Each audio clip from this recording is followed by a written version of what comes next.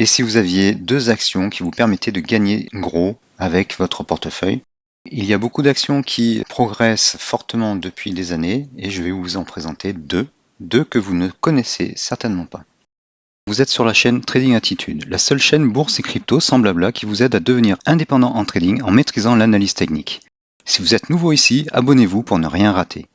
La première, c'est UFP Technologies. Le mnémonique est UFPT. Cette action monte de environ 4000% depuis le début des années 2000 et vous voyez, elle grimpe presque en verticale dernièrement. C'est une action qui fabrique des matériaux industriels, des films de plastique pour le marché médical et diverses autres spécialités industrielles. Il y a toute la liste ici. Les analystes disent que c'est à achat fort. Le problème, c'est que en 2022, le chiffre d'affaires et le revenu ont fortement progressé. Ils ont presque doublé, on va dire 40% en plus. Et donc cette hausse verticale qui a commencé en 2022 pourrait s'inverser si le chiffre d'affaires en 2023 baisse. En 2023, le premier trimestre, le chiffre d'affaires est au même niveau. Il est au même niveau que Q2 et Q3 2022 et plus haut que Q1 2022. Donc c'est à surveiller. Et sur le long terme, ça a l'air intéressant. Elle ne paye pas de dividendes. On va voir un petit peu les finances en détaillé. Son revenu net représente 12% de son chiffre d'affaires, c'est pas énorme. Les assets à long terme sont très supérieurs aux passifs. Il y a une dette assez forte par rapport au free cash flow et au cash. Le price to book ratio est élevé par rapport à la moyenne des dernières années, qui n'était pas élevé. En général, les entreprises se payent plus que ça. Le quick ratio et le current ratio sont élevés et les dettes, les ratios de solvabilité sont faibles. Bon, hormis cette histoire de chiffre d'affaires qui a fortement augmenté en 2022 par rapport à 2021, ça me paraît assez positif. Donc faites attention à ça et c'est à surveiller pour le long terme. Voilà, que dire de plus? Eh bien, qu'elle est au plus haut, bien sûr. Donc là, on a un regain de crainte par rapport à la hausse des taux, parce que l'économie américaine semble aller un peu mieux. Donc elle a baissé, elle est très très haute, elle a progressé très fortement, donc je pense qu'il faudrait peut-être revenir dessus si elle atteignait cette ligne. Là, pour prolonger cette tendance, on peut même la rendre un peu moins pentue. Et donc quand elle rejoindra cette ligne, on pourra peut-être en racheter. Voilà, je ne vais pas dire d'autres choses sur cette société. La deuxième dont je voulais vous parler, c'est Rollins, ROL comme code, qui elle est sur le NYSE alors que UFPT était sur le Nasdaq.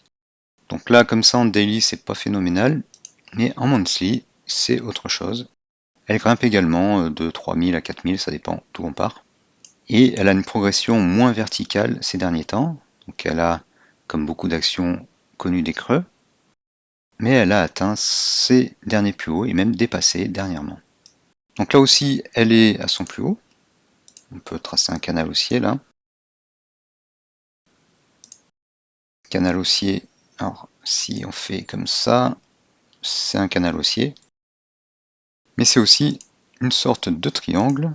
Enfin, je ne me fais pas de mauvais sang pour elle. Elle va certainement le casser à la hausse. Elle est en train là, mais bon, il faut une confirmation. Donc ça c'est pour l'analyse en mensuel. En daily, on voit bien qu'elle est très haut.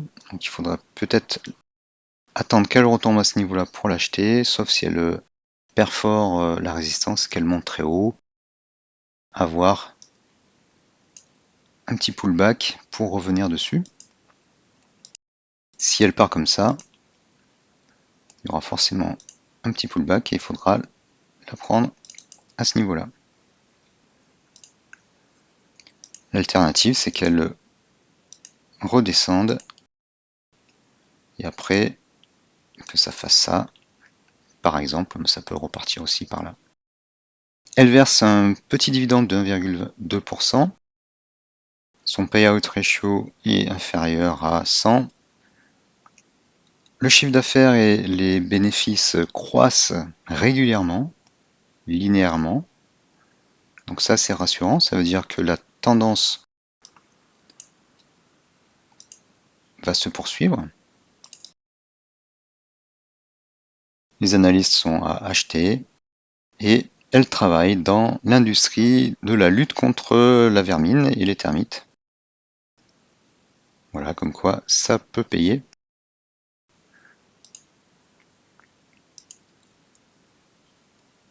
Elle a un flottant assez faible par rapport aux autres, il est que de 50%. Donc ça réduit la probabilité d'acquisition par une société concurrente. Mais ça veut aussi surtout dire que les fondateurs, enfin les actionnaires principaux, la détiennent à près de 48%. Donc c'est un gage de stabilité.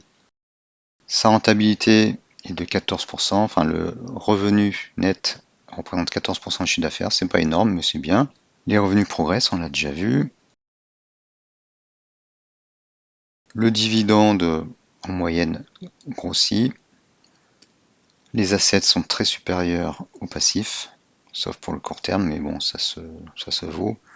Et le free cash flow est au niveau où dépassent les dettes.